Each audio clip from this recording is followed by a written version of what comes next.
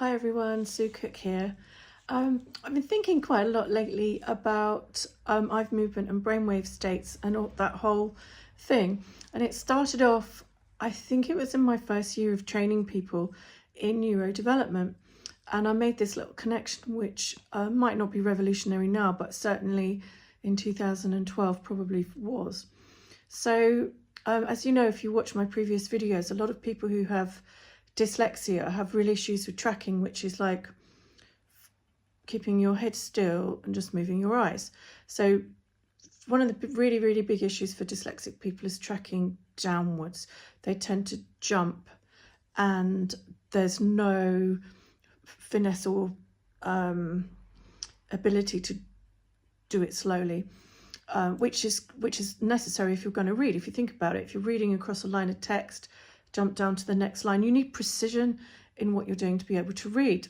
So obviously, if there's a lack of precision there, you're going to struggle with your reading. We know that, especially looking at the board, remembering what you've seen and then moving your eyes. I think we've talked about that and the reflexes, how that will trip out. If not, let me know and I'll do a video on that. But I was thinking particularly with the eye movement, and this is something I came up, as I say, when I was training, was that, for example, in NLP, when we look up, for example, we might be thinking about stuff, imagining stuff, processing. When we look to the sides, we might be accessing auditory memory, for example. When we look down, we might be accessing deep memory. For example, everyone's different. So if you're struggling to move your eyes, then you're going to struggle perhaps with memory. Now that was what I came up with in 2012.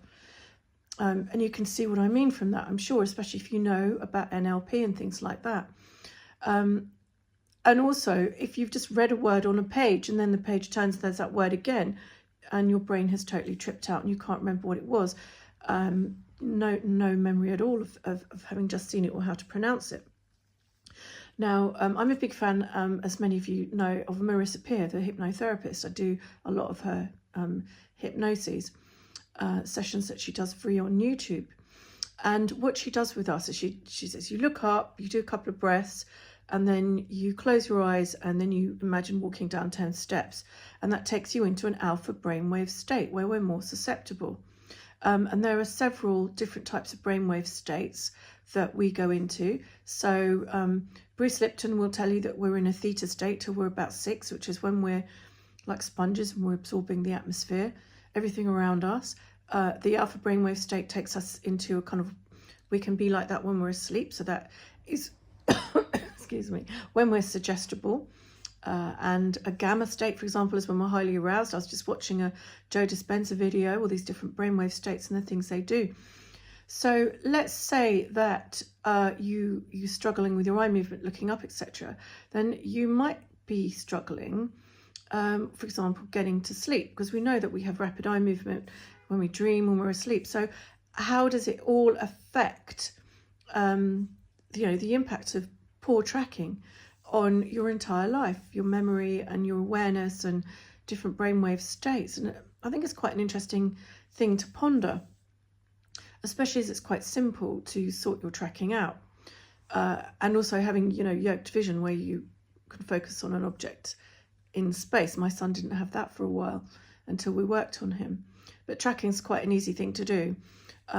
So what I do with my patients is we practice tracking. So we hold something and we do lateral movements, up and down, diagonal, and maybe a circle if they've got enough capacity or bandwidth to be able to do that. But what I find is that the little children I mostly work with might have 7 to 10 seconds of tracking before their eyes get tired.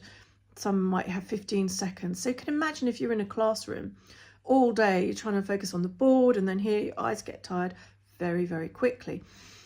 Now there are 3 sets of cranial nerves that support eye movement: the 3rd, the 4th and the 6th, and they're all also associated with various muscles as well. So training our eyes is a muscle and nerve issue, and if we're going to improve our muscles, we work them, don't we? We go to the gym. If I want big biceps, I might do bicep exercises. And the same with our eyes, but we need to build it up slowly because it's exhausting.